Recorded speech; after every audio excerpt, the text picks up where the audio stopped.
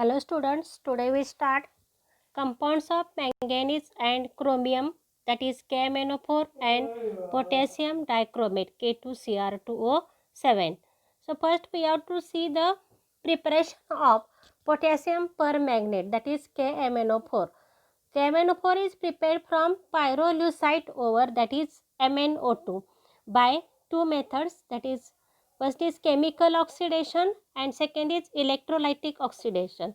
So in chemical oxidation, finely divided manganese dioxide, that means pyrolusite ore MnO2, it is strongly heated with fused mass of caustic potash, that is KOH, and oxidizing agent, that is potassium chlorate KClO3, and then we get potassium manganate K2MnO4, which is dark green color. So first we take here pyrolusite ore and it is strongly heated with caustic potash and potassium chlorate to get potassium manganate. The reaction is like this: thrice MnO2 plus 6 KOH plus KClO3 gives thrice K2MnO4 plus KCl plus thrice H2O. So MnO2, that is pyrolusite ore, plus KOH plus potassium chlorate gives K2MnO4, that is potassium manganate, 3 molecules, plus KCl plus thrice H2O. So we get here potassium manganate, then it is converted into potassium permanganate by two methods. In first method, this K2MnO4 disproportionate to give KMnO4 and MnO2 in acidic medium or in neutral medium. So this K2MnO4 is converted by using acid like H2CO3. So this K2MnO4 to this solution of K2MnO4 in water, we pass CO2 gas, carbon dioxide gas, then we get here KMnO4 plus MnO2 plus potassium bicarbonate. So this K2MnO4 3 molecules plus 4 times CO2 gives twice H2O, plus twice H2O gives twice KMnO4 plus MnO2 plus 4 KHCO3. So this is ionic equation: manganate ion MnO4 2 minus plus in acidic medium 4H plus, it gives permanganate ion twice MnO4 minus plus MnO2 plus twice H2O. So this liquid is filtered and it is evaporated until the point of crystallization. Then it gives black purple crystals of KMnO4. So this solution on crystallization gives KMnO4 crystals which are black purple colored. So this is about first method. Second is electrolytic oxidation. In electrolytic oxidation, the alkaline solution of this manganate ion which are obtained in first step of the backward reaction, so previous reaction. So this electrolytic solution of manganate ion is electrolyzed between iron electrodes separately by diaphragm.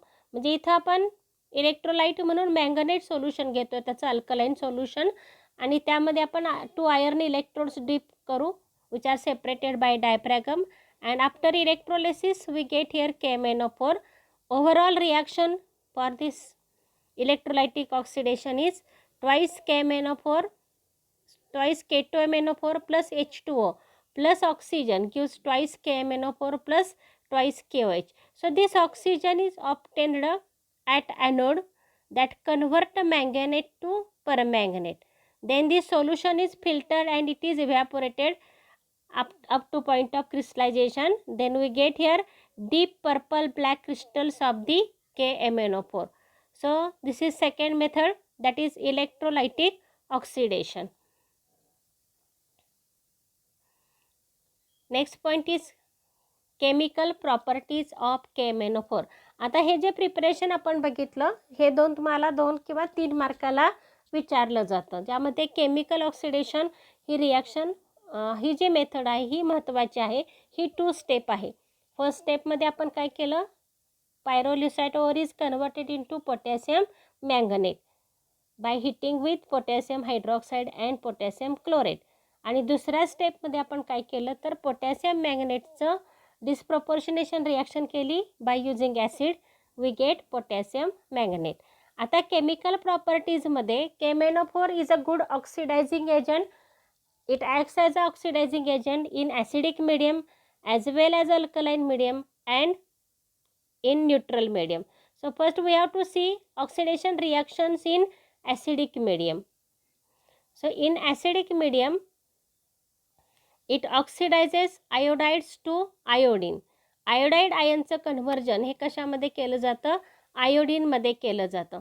आता इथं आपण बघितलं तर आयोडाईड्स जे आहेत, iodide ions हे KI पासून मिळाले आपल्याला. तर ही रिॲक्शन थोडीशी इथं बॅलन्स तुमच्या पुस्तकामध्ये टेक्स्टबुकमध्ये चुकलेलं आहे. Twice MnO4 minus plus 10I minus plus 16H plus gives twice Mn2 plus plus 8H2O plus इथं 5I2 पाहिजे होतं, पण इथं फक्त I2 झालेलं आहे. तर इथं सगळ्यांनी लक्षात घ्या, टेक्स्टबुकमध्ये हे करेक्शन करा. इथं 5I2 पाहिजे.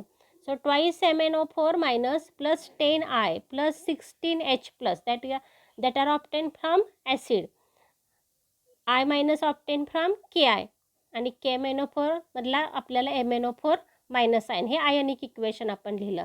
तर Mnचं कन्वर्जन Mn2 प्लसमध्ये होतं. इथं 4 दुनी 8 आपल्याला ऑक्सिजन मिळालेत आणि हे 16H आहेत म्हणून आपल्याला इथं 8 टाइम्स H2O मिळतं. तसं इथं 10I मायनस आहे त्यामुळं 5 टाइम्स काय पाहिजे? I2 पाहिजे.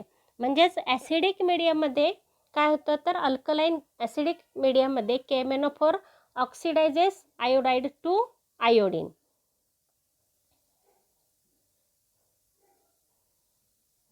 द सेकंड आहे oxidation of Fe+2 to Fe+3. That means ferrous to ferric ion. आता इथं +2 टू +3 म्हणजेच काय झालं तर ऑक्सिडेशन स्टेट इन्क्रीज झाली आणि increase in oxidation number is called as a oxidation. वरती सुद्धा I मायनस आहे तो I2 झाला.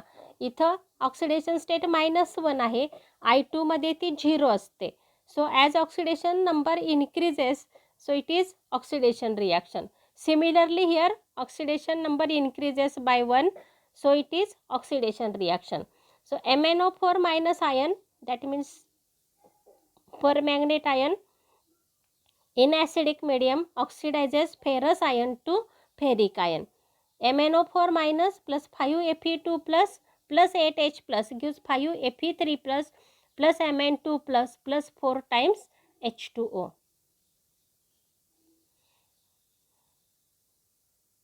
आता तिसरं आपल्याला बघायचं की oxidation of H2S.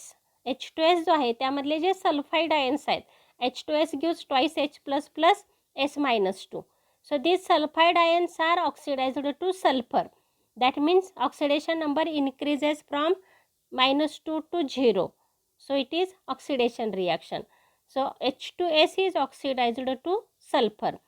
S-5 molecules plus MnO4 minus 2 plus 16H plus gives twice Mn2 plus 5S plus 8 times H2O.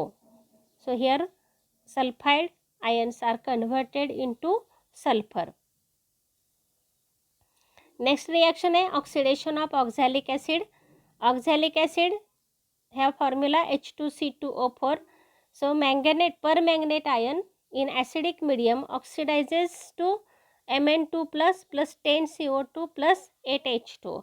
So here C2O4 H2C2O4 is oxidized to CO2. आता इथं बघा ऑक्सिडेशन कसं होतं आहे तर H2C2O4 मध्ये जो कार्बन आहे त्याचे ऑक्सिडेशन नंबर कॅल्क्युलेट केला आपण तर एका ऑक्सिजनचा -2 असतो, 4 ऑक्सिजनचा -8 आहे. -8 मधले हे 2 गेले हायड्रोजनचे +2 म्हणजे राहिले -6. त्यामुळं कार्बन 2 कार्बनवरती चार्ज असेल +6 म्हणून एका कार्बनचा चार्ज असेल +3. तर CO2 मध्ये कार्बनवरती चार्ज येणार +4 म्हणजेच इथं oxidation number increased by 1. So it is oxidation reaction. म्हणजेच इथं काय होते तर oxidation of oxalic acid to carbon dioxide. तर ह्या पद्धतीनं आपण इथं ह्या 4 रिॲक्शन बघितल्या. त्यातली आपण ही जी शेवटची रिॲक्शन आहे ही व्हॉल्युमेट्रिक ॲनालिसिसमध्ये आपण वापरतो. पुढं आपण युजेसमध्ये बघणार आहे.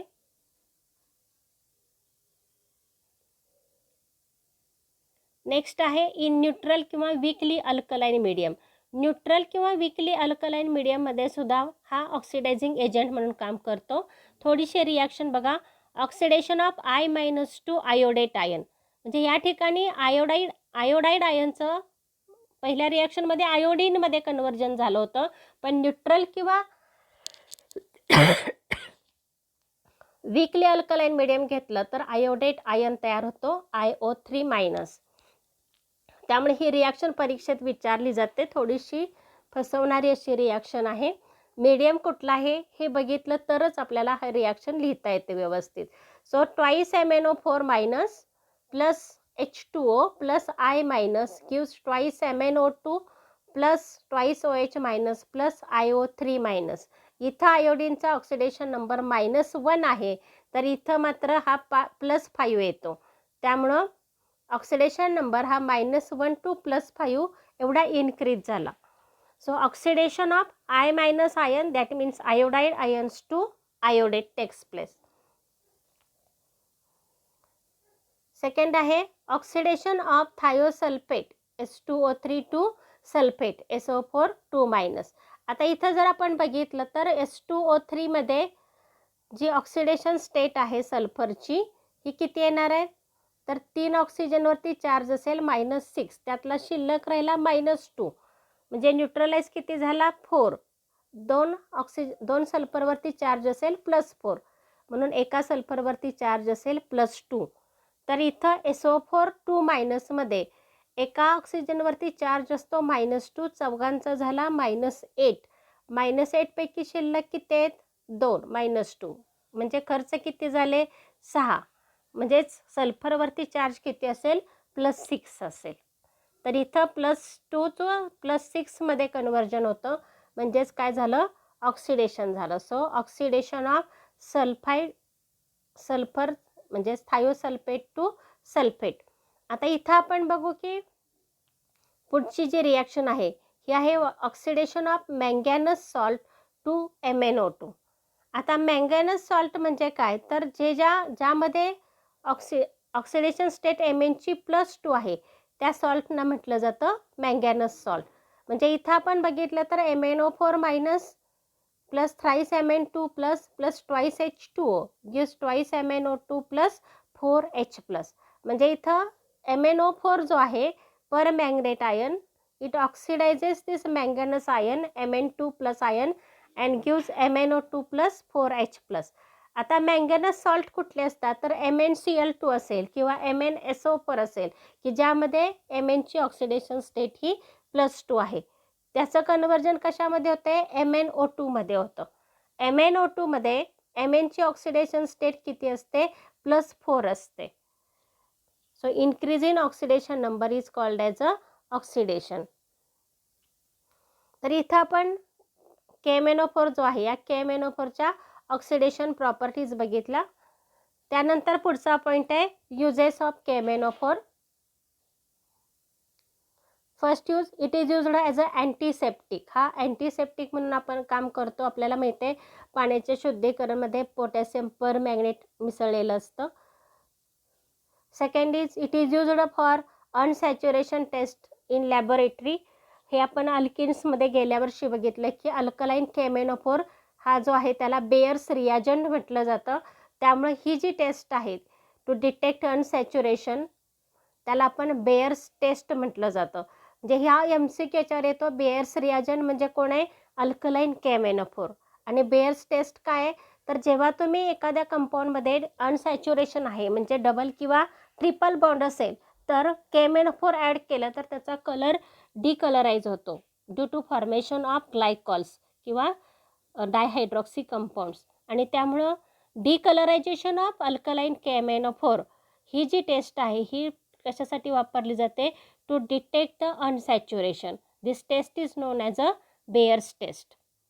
ही सुद्धा महत्त्वाची आहे तुम्हाला MCQच्या दृष्टीनं. Next is it is used in volumetric analysis of reducing agents. Volumetric ॲनालिसिसमध्ये याचा वापर केला जातो. ऑक्झॅलिक ॲसिड असेल किंवा फेरस सॉल्ट असेल किंवा हायड्रोजन पेरॉक्साईड. आपण पण प्रॅक्टिकल करतो हे अल्कलाईन KMnO4 आणि ऑक्झॅलिक ॲसिड बरोबरचं किंवा मोअर सॉल्ट बरोबरचं. तर व्हॉल्युमेट्रिक ॲनालिसिसमध्ये हे वापरलं जातं. त्याच पद्धतीनं डिटेक्शन ऑफ हलाइड्समध्ये क्वालिटेटिव्ह ॲनालिसिसमध्ये याचा वापर केलेला असतो. And last is it is used as a powerful oxidizing agent in laboratories and industries. यामध्ये याचा वापर केलेला असतो. So these are uses of the KMnO4. Next point जो आहे हा आहे potassium dichromate K2Cr2O7. So K2Cr2O7, that is potassium dichromate. It is prepared from chromite ore. Chromite ओअरचा फॉर्म्युला आहे FeOCr2O3. याच्यावरती पण तुम्हाला MCQ विचारला जाऊ शकतो. This chromite ore is also called as a chrome ochre or chrome iron ore. Formula आहे FeOCr2O3. आता हे प्रिपरेशन तुम्हाला 3 मार्काला विचारलं जातं. यामध्ये 3 स्टेप्स आहेत. In first step this chromite ore is heated with anhydrous sodium carbonate and flux of lime in air in reverberatory furnace. म्हणजे हा जो क्रोमाइट ओअर आहे, ओअर म्हणजे काय, तर आपण खाणीमधून जे काढतो त्याला खनिज म्हटलं जातं, मिनरल्स. आणि त्या मिनरल्समध्ये ज्याच्यामध्ये मेटलची क्वांटिटी जास्त आहे, पर्सेंटेज जास्त आहे, ज्याच्यापासून आपण मेटल एक्स्ट्रॅक्ट करू शकतो, त्यांना ओअर म्हटलं जातं. तर इथं हा जो ओअर आहे हा पहिल्यांदा कॉन्सन्ट्रेट करून आणि वॉश करून घेतला जातो, प्युरिफाय, थोडंसं त्याचं कॉन्सन्ट्रेशन केलं जातं. आणि त्यानंतर मग क्रोमाइट ओअर जो आहे हा रिव्हर्बरेटरी फर्नेसमध्ये, भट्टीमध्ये घेतला जातो. त्यामध्ये एअर पास केली जाते, प्लस त्यामध्ये सोडियम कार्बोनेट आणि कॅल्शियम ऑक्साईड फ्लक्स टाकले जातात, त्यालाच आपण लाईम म्हणतो. आता इथं सोडियम कार्बोनेट हे आपण डिकम्पोजिशनसाठी वापरतो, पण लाईम जे आहे हे लाईम रिॲक्शनमध्ये पार्टिसिपेट होत नाही. तर लाईमचं फंक्शन काय, तर लाईम मेक मास परफोरेटेड. ते जे मास आहे हे पोरस बनवण्यासाठी, फॉर इझी ऑक्सिडेशन, त्यासाठी त्यामध्ये काय टाकलं जातं, लाईम टाकलं जातं, चुनखडी टाकली जाते. आणि मग आपण हे हीट केल्यानंतर आपल्याला ह्या पद्धतीनं रिॲक्शन मिळेल. 4 times FeOCr2O3 plus 8 times Na2CO3 plus 7O2 gives 8 times Na2CrO4 plus Fe2O3 plus 8 CO2. आता ही जी रिॲक्शन आहे थोडीशी कॉम्प्लिकेटेड वाटते. तर 4 टाइम्स आपण काय घेतलं, क्रोम आयर्न ओअर, तर त्याच्या दुप्पट काय घ्यायचे, सोडियम कार्बोनेट, आणि त्याच्यापेक्षा 1 कमी ऑक्सिजन. जेवढे तुम्ही सोडियम कार्बोनेट घेतला तेवढेच सोडियम क्रोमेट तयार करायचे. 8 times Na2CO3 gives 8 times Na2CrO4. त्यानंतर हे 4 FeO आहेत, तर 2 काय होतील, Fe2O3 तयार होतील. प्लस हा जो Cr2O3 आहे त्यातला आपण इथं CrO4 वापरला, त्यामुळं जेवढे इथं CO3 आहेत तेवढेच काय होतात, CO2 तयार होतात. या पद्धतीने लक्षात ठेवा. आता ही झाली आपली पहिली step, conversion of chromite ore to sodium chromate by heating in reverberatory furnace in presence of Na2CO3, air and lime. आता दुसरी स्टेप काय, तर sodium chromate it is extracted with water and it is treated with concentrated H2SO4. जे sodium क्रोमेटचं conversion sodium डायक्रोमेटमध्ये केलं जातं. त्यासाठी काय करायचं आहे, sodium chromate is treated with H2SO4. आता तुमच्या टेक्स्टबुकमध्ये ही रिॲक्शन चुकलेली आहे, ही या पद्धतीनं दुरुस्त करून लिहा. तिथं Na2CrO4 plus H2SO4 gives Na2Cr2O7 plus Na2SO4 plus H2O. So it gives sodium chromate, sodium sulphate and water. ही झाली दुसरी step, conversion of sodium chromate to sodium dichromate. आता तिसरी स्टेप काय असणार मग, तर आपल्याला पोटॅशियम डायक्रोमेट तयार करायचं आहे, म्हणजेच सोडियमचं रिप्लेसमेंट कशाने करावी लागेल, पोटॅशियमने. So for this purpose sodium dichromate is treated with potassium chloride, then it gives us potassium dichromate which is orange red colored. Reaction is very simple. Na2Cr2O7 plus KCl gives K2Cr2O7 plus NaCl. So Na2Cr2O7 plus twice KCl gives K2Cr2O7 plus twice NaCl. So thus we get here potassium dichromate from chromite ore. Next point is its properties, chemical properties of potassium dichromate. First is oxidation of iodides from solution of Ki. म्हणजे Ki मधला जो I minus आहे त्याचं conversion कशामध्ये होणार आहे, आयोडीनमध्ये होणार आहे. Same reaction as that of the KMnO4. Acidified K2Cr2O7 oxidizes Ki and gives iodine. The liberated iodine turns the solution brown, so potassium dichromate is reduced to chromic sulphate. जे इथं Ki जो आहे त्याचं ऑक्सिडेशन होऊन काय तयार होतं, iodine तयार होतं. आता रिॲक्शन बघा, हे ॲसिडिक मीडियममध्ये रिॲक्शन करतो आपण. K2Cr2O7 plus 6 Ki plus 7H2SO4 gives 4 times K2SO4 plus Cr2SO4 thrice plus 7H2O plus thrice I2. म्हणजे इथं पोटॅशियम क्रोमेट घेतला आपण, त्यामध्ये 6 Ki आणि 7 काय टाकले, H2SO4. तर K2Cr2O7चं कन्वर्जन K2SO4मध्ये होतं, पोटॅशियम सल्फेटमध्ये. आणि Cr2 जो आहे त्याचं क्रोमिक सल्फेट तयार होतं जे ग्रीन कलरचं असतं. तर क्रोमिक सल्फेट जो आहे त्या इथं पोटॅशियम डायक्रोमेट आपण घेतला तर त्यामध्ये असणारी क्रोमियमची ऑक्सिडेशन स्टेट जर बघितली आपण तर ही किती येते, तर एक ऑक्सिजनची -2 असते, 7 ऑक्सिजनची झाली -14. -14 आणि पोटॅशियमची +1 असते, 2 पोटॅशियमची +2. -14 + 2 किती शिल्लक राहिले, -12. म्हणजे 2 क्रोमियमची ऑक्सिडेशन स्टेट किती असेल, +12 असेल. याचाच अर्थ एका क्रोमियमची ऑक्सिडेशन स्टेट किती असेल, इथं +6 असेल. तेच आपण क्रोमिक सल्फेट इथं घेतला तर इथं SO4 वरती चार्ज असतो -2, तिघांचा झाला -6. जे 2 क्रोमियमची ऑक्सिडेशन स्टेट -6, एका क्रोमियमची +3. म्हणजेच K2Cr2O7 मध्ये ही +6 आहे, क्रोमिक सल्फेटमध्ये +3 आहे. Decrease in oxidation number that is known as a reduction. आणि त्यामुळे इथं काय होतं, रिडक्शन होतं. आता त्यानंतर आपण पुढची रिॲक्शन बघणार आहे. इथं आयोडीन लिबरेट झाला, 6 K आहेत, so we gate thrice I2. हे 7H2 आणि हे 7O मिळून 7H2O तयार होतं. Oxidation of H2S hydrogen sulphide, यामधला सल्फाईड आयनचं ऑक्सिडेशन होऊन सल्फर मिळतो आपल्याला. So friend, H2S is oxidized by acidified potassium dichromate. It gives yellow precipitate of sulfur. So potassium dichromate is reduced to chromic sulfate and color of solution changes from orange to green. म्हणजे आपल्याला इथं सोल्युशनचा colour green बनेल आणि precipitate जो आहे हा yellow कलरचा precipitate आपल्याला सल्फरचा बघायला मिळेल. आता रिॲक्शन बघूया. K2Cr2O7 plus 4H2SO4 plus thrice H2S gives K2SO4 plus Cr2SO4 thrice plus 7H2O plus 3S. Potassium dichromate जसं वरती घेतले तसंच आपण घेतलं. H2SO4 इथं 7 आहे, त्याऐवजी इथं 4 घ्यायचे, कारण काय तर इथं H2S मध्ये H2 आहे आणि H2S घेतले आपण 3 मॉलिक्युल्स. तर नेहमीप्रमाणे K2SO4 तयार करायचं, Cr2SO4 थ्राईस तयार होईल आणि हा H2 जो आहे थ्राईस H2 आणि हे 4 7H2 आणि हे 7 ऑक्सिजन तयार होईल 7H2O प्लस काय राहिलं हे 3S.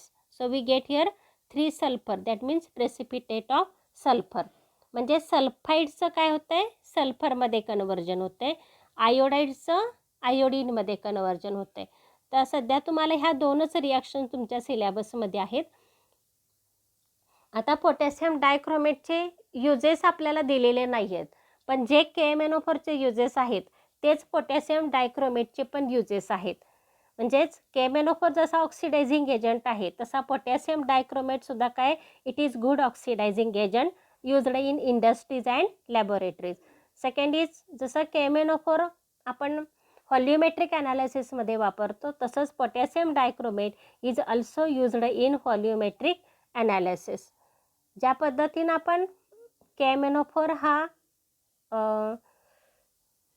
जसं आपण व्हॉल्युमेट्रिकमध्ये वापरतो किंवा दुसरं आपण डिटेक्शन ऑफ हलाइड्समध्ये वापरतो, त्याच पद्धतीनं ॲसिडिफाईड पोटॅशियम डायक्रोमेट हा सुद्धा डिटेक्शन ऑफ हलाइड्समध्ये वापरला जातो. आता पुढचा पॉईंट आहे common properties of D block elements. हे पण फार सोपा पॉईंट आहे. जसं आपण ट्रान्झिशन मेटलच्या ज्या प्रॉपर्टीज बघितल्या की ट्रान्झिशन मेटल्स हे काय मेटल्स आहेत, म्हणजे मेटल्सच्या ज्या प्रॉपर्टीज असतात त्याच प्रॉपर्टी डी ब्लॉकच्या असतील. त्यामुळे पहिली प्रॉपर्टी आहे they are lustrous and shining. Second, they are hard and have high density. Third, they have high melting point and boiling point. ह्या सगळ्या मेटलच्याच प्रॉपर्टीज आहेत. Fourth, they are good conductors of heat and electricity. Next, they have high tensile strength and they are malleable. That means they have malleability and ductility. Next property is they can form alloy with transition as well as non-transition elements. And next is most of them acts as a catalyst. So these are some common properties of the D block element that are shown by all the D block elements. Next is chemical properties of D block elements. आता आपल्याला माहिती आहे हे metals आहेत, so they are electropositive metals. First properties, all they are electropositive metals. Next point is they exhibit variable valencies. आपल्याला माहिती आहे त्याच्या ऑक्सिडेशन स्टेट व्हेरिएबल आहेत, +2 to +7. And also they form coloured compounds and complexes. Next property, they are good reducing agents. आता इथं तुमचं jumbling होण्याची शक्यता असते की why they are good reducing agents. आता आपण जे कंपाऊंड्स बघितले त्या कंपाऊंड्समध्ये आपण बघितलं की they acts as a oxidising agent. मग हे रिड्युसिंग एजंट कसे आहेत? So they are electropositive. Electropositive means they have tendency to lose electron and form positive ion. So as they loses electron and form positive ion, that means they forces another substance to accept that electron, and so they reduces other substances as they itself get oxidized, and so that D block elements are good reducing agents. Next are they form insoluble oxides and hydroxides. They catalyze biological reactions. आपल्या शरीरामध्ये ज्या ज्या biological reactions आहेत त्याचं कॅटॅलिसिस करण्यासाठी हे elements आवश्यक असतात. तसंच बायोलॉजिकली इम्पॉर्टंट मेटल्स आहेत आयर्न, कोबाल्ट, कॉपर, मॉलिब्डेनम आणि झिंक. ह्या सगळ्या आपल्या शरीरामध्ये जे एन्झाईम्स आहेत किंवा ज्या कॅटॅलिटिक ॲक्टिव्हिटीज होतात त्याच्यासाठी गरजेचे असणारे हे मेटल्स आहेत आणि हे सगळे डी ब्लॉक इलेमेंट्स आहेत. आता डिफरन्स जो आहे हा डिफरन्स कशामधला आहे तर ज्या 4 ट्रान्झिशन सिरीज आहेत त्यामधला हा डिफरन्स आहे. म्हणजेच आपण बघितलं तर डी ब्लॉक इलेमेंट जे आहेत ह्या सगळ्यांच्या प्रॉपर्टीज समान आहेत. मग फरक कशामध्ये? So most of the properties of D block elements are same. Only the difference is that elements of first row differ from second and third row in stabilisation of higher oxidation state in their compounds. म्हणजे याच्या higher oxidation states ह्या काय असतात? Stable असतात. For example molybdenum and 5 and tungsten 6 compounds are more stable than chromium 6 and manganese 7. म्हणजे मॉलिब्डेनमच्या 5 ही stable आहे कोणापेक्षा? क्रोमियमच्या 6 oxidation स्टेटपेक्षा. किंवा Mn7 जे आहे ती टंगस्टनची जास्त स्टेबल आहे. तर ह्या पद्धतीनं आपण डिफरन्स बघितला. पण डिफरन्सपेक्षा जी खालची लाईन आहे ही खूप महत्त्वाची आहे. याच्यावरती तुम्हाला MCQ येऊ शकतो की ऑक्सिडेशन स्टेट शिकवताना पण मी सांगितले की हायेस्ट ऑक्सिडेशन स्टेट जी आहे फर्स्ट ट्रान्झिशन सिरीजची ही +7 असते. पण त्याचबरोबर सेकंड आणि थर्डमध्ये जर आपण बघितलं तर +8 जी आहे ही ऑस्मियम दाखवतो. ही +8 ऑक्सिडेशन स्टेट काय असते, त्यांची हायेस्ट ऑक्सिडेशन स्टेट असते. तर इथं आपला जो पहिला पार्ट होता या टॉपिकचा, हा आहे ट्रान्झिशन इलेमेंट, हा आपण इथं कवर केलेला आहे.